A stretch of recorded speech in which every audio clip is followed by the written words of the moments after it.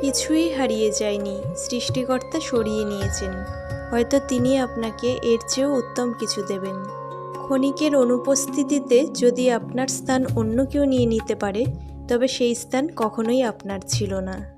সংকট আসবে, মানুষ বদলাবে, সময়ও পাল্টাবে, কিন্তু যে সৃষ্টিকর্তার উপর ভরসা রাখে তার সাহস কোনোদিন শেষ হয় না।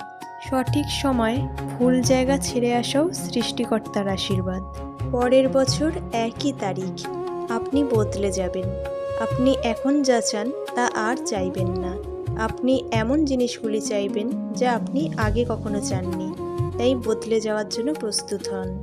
কখনো কখনো সৃষ্টিকর্তা আপনাকে সেখানে নিয়ে যান যেখানে আপনার চিন্তাও পৌঁছাতে পারে না।